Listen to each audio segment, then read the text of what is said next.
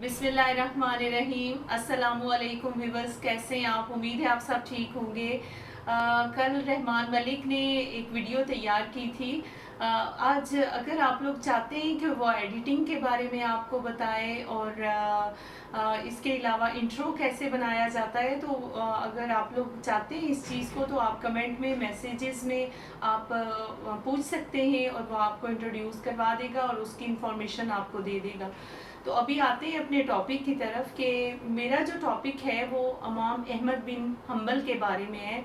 उन्हें एक ग़ुलाम की ज़रूरत थी और वो ग़ुलाम जो है लेने गए, और जब ग़ुलाम के साथ उन्होंने शर्तें तय की तो ग़ुलाम ने उनसे कहा कि मैं आपकी ड्यूटी सारा दिन करूँगा, लेकिन रात के वक्त में आपकी ड्यूटी नहीं कर सकता। वो ग़ुलाम ले आए और जब ग़ुलाम से पूछा गया कि आपका नाम क्या है, तो उसने कहा मेरा नाम ग़ुलाम है, ग़ुलामों के नाम तो नहीं हुआ करते। उन्होंने कहा आपने खाना क्या है? तो उन्होंने कहा कि आप जो दे देंगे मैं खा लूँगा। और इसके बाद उन्होंने पूछा कि आपने कौन से कमरे में रहना है, इनमें से कोई भी एक कमरा आप मुंतखब कर लें। तो आप यकीन जानिए कि जो सबसे पुराना कमरा था उन्होंने अपने लिए मुंतखब किया।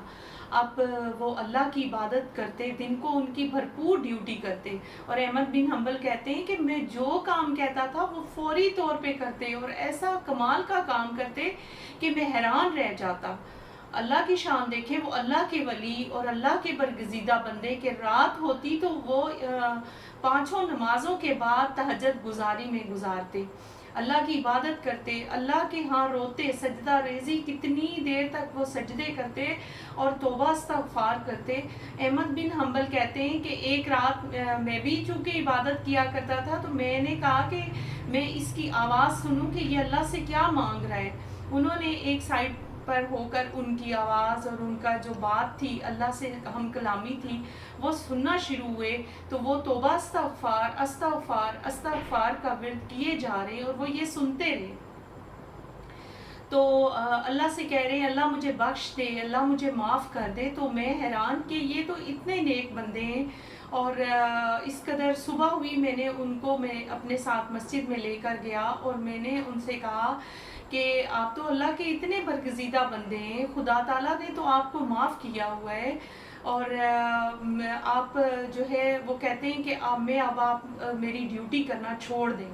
वो जो बुज़ुर्ग थे, वो वली थे, वो कहते हैं कि अहमद बिन हम्बल आपको क्या हुआ? आप ऐसी कौन सी बात हो गई? क्या मुझसे कोई ख़ता हुई कि आप इनकार कर रहे हैं, या क्या मामला हुआ? उन्होंने कहा नहीं, मैं आपको आज़ाद करना चाहता हूँ, मैं कोई भी अपनी ड्यूटी आपसे नहीं करवाऊँगा।